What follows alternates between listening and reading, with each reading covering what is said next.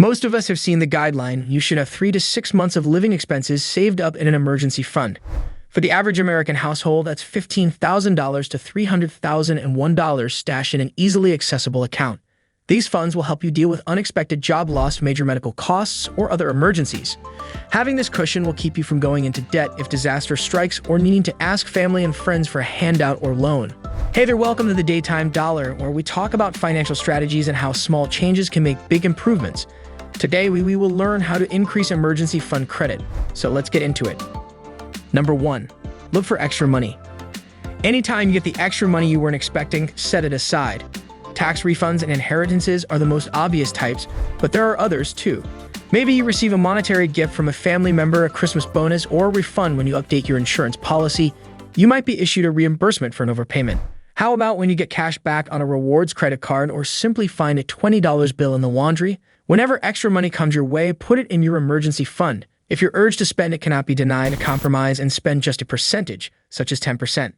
Number 2, get creative with your income. Think beyond your regular paycheck to help boost your emergency fund.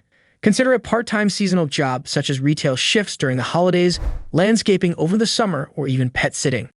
You can also experiment with monetizing a hobby or passion. For example, if you're good at creating crafts, you can promote and sell them on sites like Etsy. Think about your skill or trade, from tutoring to website building, and do a quick Google search to find part-time work from home opportunities so you have the flexibility to fit it into your schedule. Number 3, analyze the true joy of spending. Money can't buy happiness, exactly, but it can boost your mood.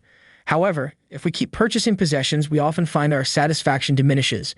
Do you get the same thrill from buying the third handbag that you did from the first? Use this knowledge to curb your splurges. You don't have to stop all discretionary expenditures, but try to determine which payouts actually bring you pleasure. Once you understand which type of spending truly does boost your mood, cut back on the others. You should start to notice more money in your bank account and, in turn, your emergency fund. Number 4, discover the power and fun of technology. So what do you do with the funds you're no longer spending?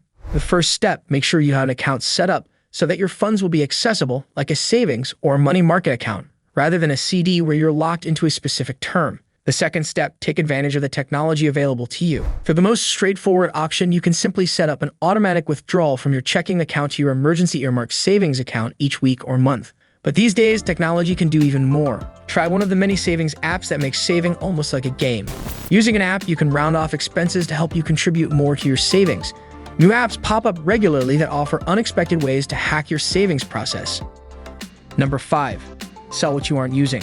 If you haven't used something in a year, aside from family heirlooms or holiday decorations, it's time to sell it. If you haven't worn a shirt in a year, for example, you can unload it on a website like Poshmark. Electronics you're not using can be sold on sites like Declutter or Facebook. There are many apps and websites to basically sell your stuff. If you're not ready to part with an item forever, such as an extra car, for example, you may want to consider renting it out instead on a website like Turo. Number 6, use the emergency savings only in an emergency. For your emergency fund to grow, you must use it only in emergencies. As time progresses, you'll start to see a sizable nest egg building up, but don't be tempted to spend the money on a vacation, the big screen television, or other things that are emergencies. It's called an emergency fund for a reason, so don't touch the money unless you have a true emergency. If you withdraw from the account now and then, rationalizing that you'll make it up next payday, you may be setting in motion a new habit that could take you backward. Try not to sabotage yourself and commit to leaving your emergency fund untouched. Getting a side hustle is another great way to boost your income. If you enjoy writing, consider freelancing a few articles or blog posts. Number 7, review your budget regularly.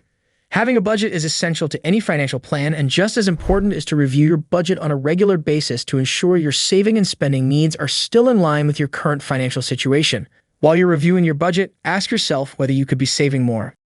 If you normally allocate $100 to dining out each month, see if you can cut it down by $15 and put the money you've saved towards your emergency savings. The same goes for other discretionary items such as clothing allowance, entertainment, and personal care. Every little bit helps, even if it's only trimming your budget by $5 a month. So guys, that was all about today's topic. See you soon in the next video. Goodbye.